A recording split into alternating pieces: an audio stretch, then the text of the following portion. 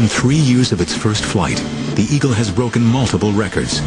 It takes back all 8 time-to-climb records from the MiG-25, the very fighter it had initially been designed to beat. With performance levels like these, other countries are quick to express interest in acquiring F-15s. Israel is the first foreign power allowed to buy it, and the experience of one Israeli pilot soon proves how durable the F-15 can be. Captain Zvi Nadavi experiences a pilot's worst nightmare when a training exercise goes horribly wrong. He is flying a simulated airfield defense mission and is tasked with intercepting hostile aircraft when disaster strikes.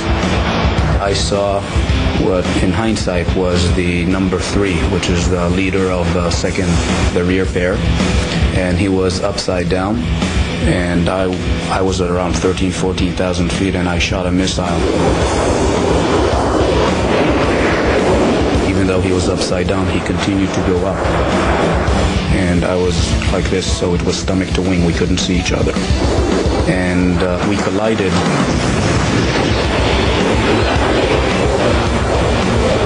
Big commotion, big bang. The A4 basically fireballed immediately. And I found myself with maybe 30 degrees nose down attitude, and the aircraft was spinning. Right after the crash, I told my navigator, prepare to eject, we're going to eject.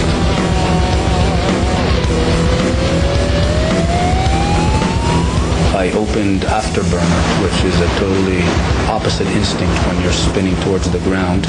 Then the roll slowly stopped, and slowly I was able to bring the nose back up. I told my wingman to come close and to inspect me.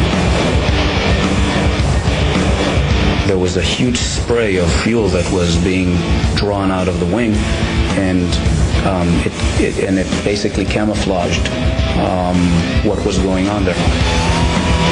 Nadavi survives the mid-air collision. He is 10 miles out from the nearest airfield and hopes to still land safely. But the pilot cannot see what has happened behind the spray of leaking fuel. His F-15 has been so badly damaged in the collision that he is flying on just one wing.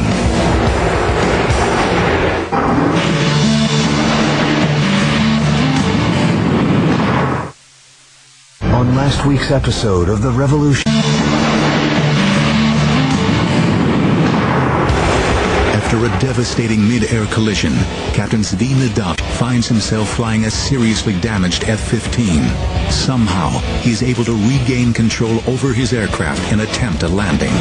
I approached the airfield. I crossed the threshold where usually in an F-15 you cross at 130 knots. I crossed at anywhere between 250 to 260 knots. Was landing at approximately twice the normal landing speed. I put the tail hook down. There was a cable at about 1/3 of the runway, and we went into that cable. But because of the speed, the hook is not built for those speeds, and the hook basically tore off the airplane.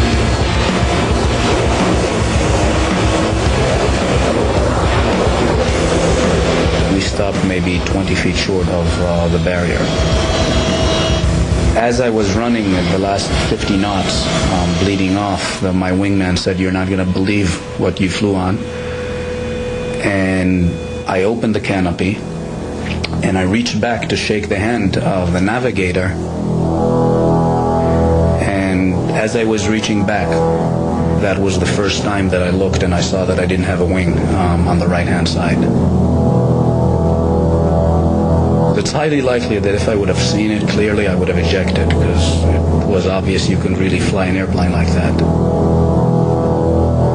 I don't think any other aircraft could have taken that amount of damage, or that portion of its flight surfaces removed and continued to bring us home safely.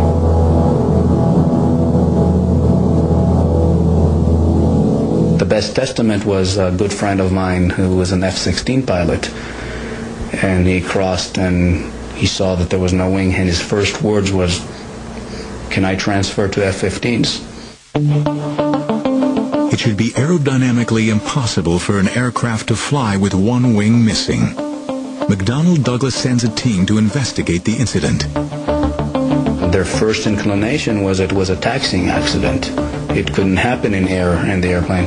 And only when they later went to analyze it and said, okay, the F-15 has a very wide body, and you fly fast enough, then you're like a rocket, then you don't need wings. The Eagle has done the impossible. If a pilot can land an F-15 with just one wing, the plane should be able to endure unimaginable punishment on the battlefield. But nobody can tell at this stage how well the Eagle will perform against the dreaded MiG-25. The first good look at the MiG-25 came when a Russian pilot, Viktor Belenko, defected in his MiG-25 to Japan. The Japanese and the Americans hustled over the airplane. They dismantled it on the air.